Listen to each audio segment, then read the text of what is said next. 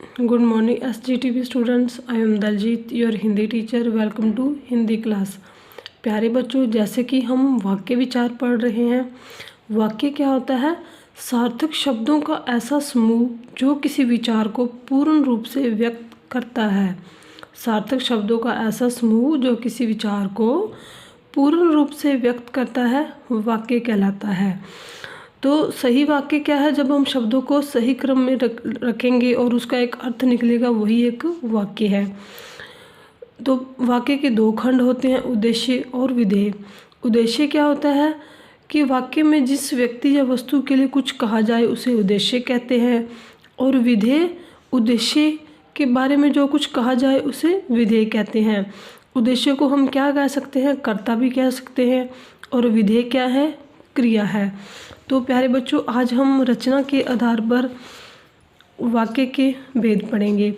रचना के आधार पर वाक्य के 3 प्रकार होते हैं: सरल या साधारण वाक्य, संयुक्त वाक्य और मिश्रित वाक्य. सरल वाक्य क्या है? जिस वाक्य में एक उद्देश्य या कर्ता या एक विधेय क्रिया होता है उसे सरल या साधारण वाक्य कहते हैं. जैसे कि मैंने अभी बताया, उद्देश्य को हम कर्ता कह सकते हैं और विधेय को क्रिया कह सकते हैं. और जिस वाक्य में एक ही उद्देश्य हो और एक ही विधेय हो उसे सरल वाक्य कहते हैं. जैसे किसान हल चलाता है, इसमें उद्देश्य या कर्ता कौन है? किसान. क्रिया क्या है? कि वो हल चलाता है. बच्चे विद्यालय जाते हैं, क्या है उद्देश्य? कर्ता बच्चे. और विधेय क्या है? विद्यालय जाते हैं.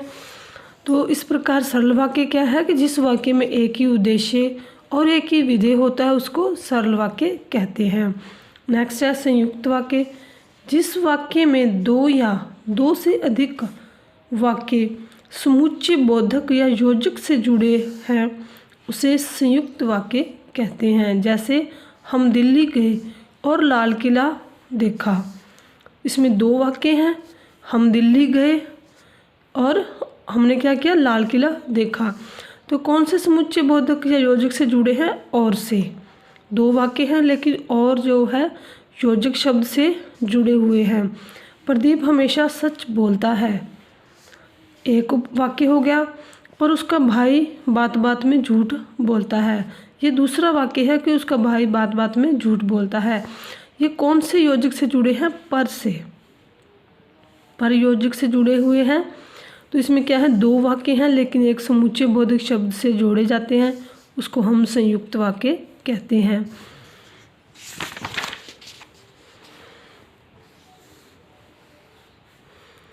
नेक्स्ट है मिश्रित उपवाक्य. जिस वाक्य में एक स्वतंत्र वाक्य तथा एक या अधिक आश्रित उपवाक्य होते हैं वह वाक्य मिश्र या मिश्रित वाक्य कहलाता है.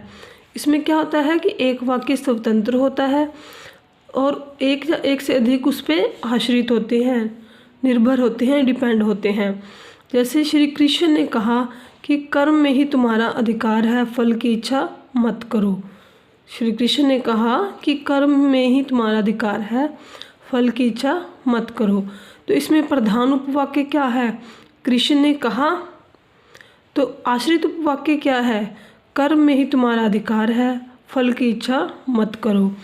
जैसे जब मैं विद्यालय पहुंचा तो प्रार्थना हो रही थी. इसमें प्रधान क्या है? कि प्रार्थना हो रही थी.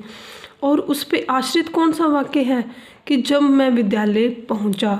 वो उस पे आश्रित है, डिपेंड है कि जब मैं विद्यालय पहुंचा तो प्रार्थना हो रही थी. तो इसमें क्या होता है कि एक स्वतंत्र वाक्य होता है, एक से अधिक उस पर आश्रित होते हैं या डिपेंड होते हैं, तो उसको हम मिश्रित वाक्य कहते हैं.